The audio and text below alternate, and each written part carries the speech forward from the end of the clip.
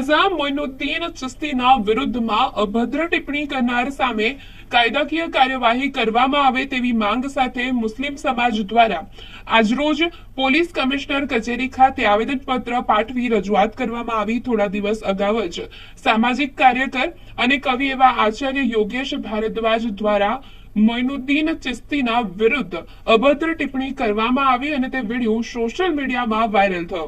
ત્યારે આ સમગ્ર મામલે આજરોજ મુસ્લિમ સમાજ દ્વારા પોલીસ કમિશનર કચેરી ખાતે રજૂઆત કરવામાં આવી અને તેની ધરપકડ કરવામાં આવે અને કાયદાકીય કાર્યવાહી કરવામાં આવે તેવી માંગ તેમના દ્વારા કરવામાં આવી।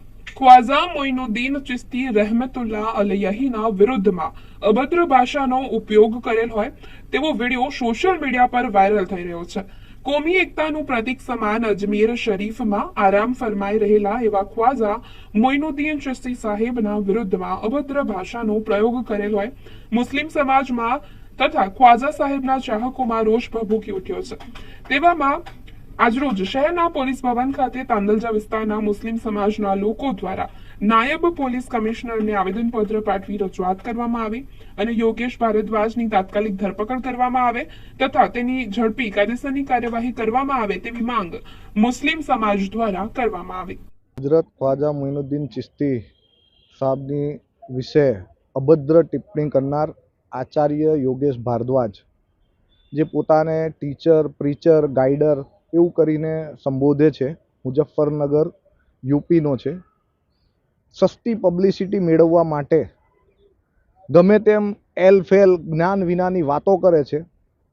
હિસ્ટ્રી એને ખબર નથી અને હિસ્ટ્રીથી વિરુદ્ધ એની જાતે એના ઘરમાં ખોટી હિસ્ટ્રી પેદા કરીને લોકોને ભરમાવવા માટે અને એક ઉશ્કેરાટનું વાતાવરણ દેશમાં ફેલાય, તંગદિલી વાળું વાતાવરણ થાય એવી મહેનત કરી રહ્યો છે। અને એ વ્યક્તિએ ખ્વાજા મોઇનુદ્દીન ચિશ્તીના વિરુદ્ધમાં અભદ્ર ટિપ્પણીઓ કરેલી છે। એક તો પહેલાં તો એને હિસ્ટ્રી જ ખબર નથી।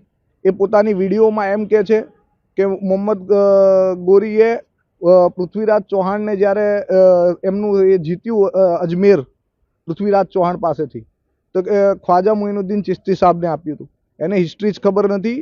ખ્વાજા મોઇનુદ્દીન ચિશ્તી સાહેબને નહીં, જ્યારે પૃથ્વીરાજ ચૌહાણને વધ કરવામાં આવ્યા તો એમના દીકરાને જ એમના સ્થાને બેસાડ્યા હતા।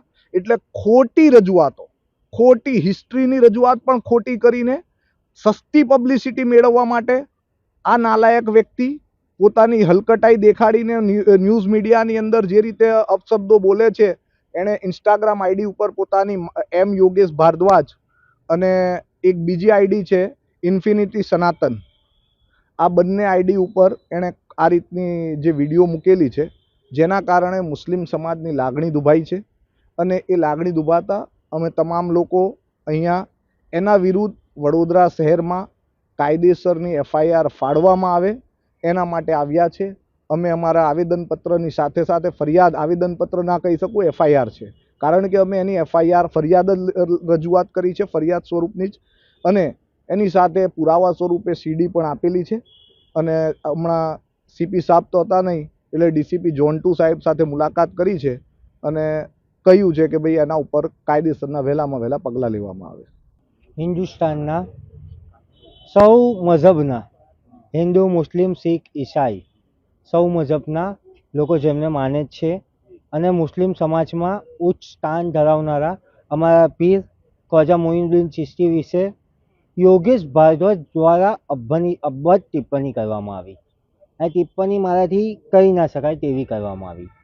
હવે તેને નોલેજ તો નામની વસ્તુ છે જ નહીં, કેમ કે આ જે પણ બોલ્યો છે એક કાવતરા રૂપે બોલ્યો છે, કેમ કે બે સમાજમાં કોમી દુશ્મનાવટ પેદા થાય અને ભારત દેશનો માહોલ ખરાબ થાય તેવા આના પ્રયત્નો હતા। પણ મુસ્લિમ સમાજે સમજદારીથી કાયદેસર કામ કર્યું છે આ કેસમાં। અને આજ રોજ વડોદરા શહેરમાં જેપી પોલીસ સ્ટેશન તેમજ વડોદરા પોલીસ કમિશનરની ઓફિસે આજે ફરિયાદ આપવામાં આવી કે આવા જેટલા પણ લુખ્ખા તત્વો છે અને જેટલા પણ લોકો છે જે માહોલ બગાડવાનું કામ કરે છે, આપ સૌ જાણતા જ હશો કે ખ્વાજા મોઇનુદ્દીન ચિશ્તી અજમેરમાં આપણા દેશના વડાપ્રધાન શ્રી પણ ચાદર મોકલાવે છે અને દેશના મોટા મોટા નેતાઓ પણ ચાદર ચડાવે છે ને તેમને માને છે। અને પોલીસ સ્ટાફ પણ તેમને માને છે. તો આવી હલકી કક્ષાની નિબંધ ટિપ્પણીથી મુસ્લિમ સમાજ નહીં ચલાવે. આવનારા દિવસોમાં આવા જેટલા પણ પાખંડીઓ હશે તેમની સામે મુસ્લિમ સમાજ કાયદેકીય રીતે લડવા તૈયાર છે.